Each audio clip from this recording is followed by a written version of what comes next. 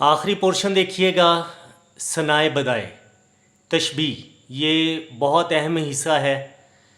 تشبیہ دو چیزوں کا موازنہ کرنا، یعنی دو الگ الگ چیزیں ہیں ان کو کسی ایک کی طرف ملا دینا، جیسے وہ شیر کی طرح ہے، تو ایسے تمام جملے جس میں کی طرح آئے، جیسا آئے، وہ تشبیہ کہلاتی ہے۔ جیسے وہ شیر کی طرح ہے۔ استعارہ، استعارہ میں ایک ہی چیز کو دوسری چیز کہا جائے۔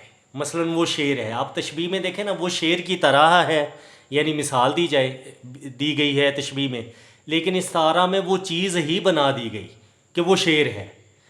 مجاز مرسل، لفظ غیر حقیقی معنی میں استعمال ہو، ایسے تمام الفاظ جو غیر حقیقی معنی میں استعمال ہو، یعنی جز کا کل یا کل کا جز مراد لینا، ساری چیز کا تھوڑا سا حصہ یا تھوڑے سی چیز کا زیادہ حصہ، جیسے سر درد۔ آپ کو پتہ ہے کہ سر درد کا مطلب یہ نہیں ہوتا کہ پورا سر اس میں درد ہو رہا ہے، اس میں کوئی پورشن درد ہو سکتا ہے، کوئی وین درد ہو سکتی ہے، کوئی ایک حصہ درد ہو سکتا ہے، لیکن ہم کہتے ہیں کہ پورا سر درد ہو رہا ہے۔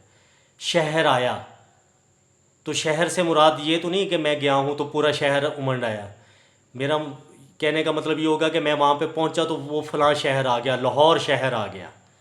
کنایا، اصل مطلب چھپ جائے اور بات اشارے میں ہو، یعنی وہ نرم دل ہے۔ آپ کو پتہ ہے کہ دل جو ہے وہ روئی کی طرح تو نرم نہیں ہے نا، اس میں وینز بھی ہیں، اس میں بلڈ سرکولیشن بھی ہے، لیکن ہم مثال دے رہے ہیں کہ وہ نرم دل ہے، یا اس کے ہاتھ لمبے ہیں۔ اس کا مطلب یہ ہوا کہ اس کی واقفیت بہت زیادہ ہے، لیکن ہم اس کے ہاتھ لمبے کر رہے ہیں۔ اس کا مطلب یہ نہیں ہے کہ اس کے ہاتھ اتنے لمبے ہیں کہ پورے شہر میں جا سکتے ہیں، لیکن ہم اشارتاً بات کر رہے ہیں، اشارہ دے رہے ہیں۔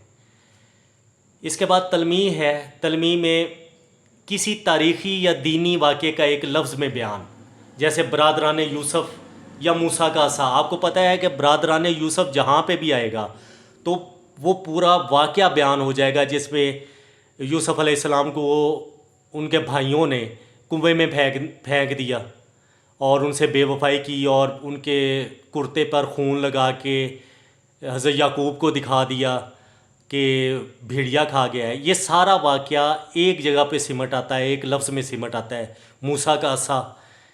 یعنی وہ جب جادوگروں نے اپنے عصے پھینکے اور سانپ بن گئے سارے، تو حضرت موسیٰ علیہ السلام نے بھی اپنا عصا پھینکا اور وہ بڑا سانپ بن کے باقی سانپوں کو کھا گیا۔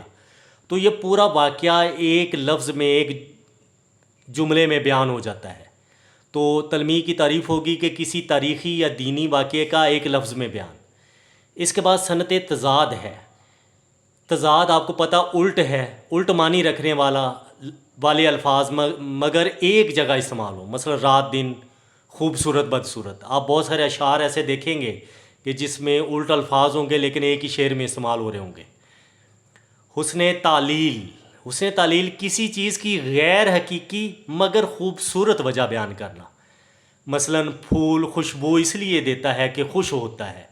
آپ کو پتہ ہے کہ پھول خوشبو دیتا ہے، یہ اس کا کام ہے خوشبو دینا، لیکن ہم یہاں پہ لکھ رہے ہیں کہ وہ خوش ہوتا ہے اس لیے خوشبو دیتا ہے۔ تو ہم نے غیر حقیقی وجہ بیان کی لیکن خوبصورت وجہ ہے یہ۔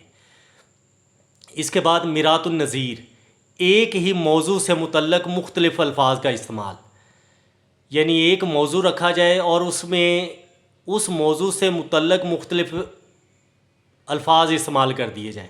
مثلا رات ایک موضوع ہے، تو رات ایک موضوع سے متعلق کون سے الفاظ استعمال ہوں گے؟ چاند ہے، ستارے ہیں اور آسمان ہے۔ قواعد آپ کے مکمل ہوئے، قواعد کا ایک لیکچر اور ہوگا انشاءاللہ، جو قواعد رہ گئے ہیں وہ بھی مکمل ہوں گے۔ یہ آپ کا اپنا چینل ہے، اس کا خیال رکھیے۔ بہت شکریہ، اللہ حافظ۔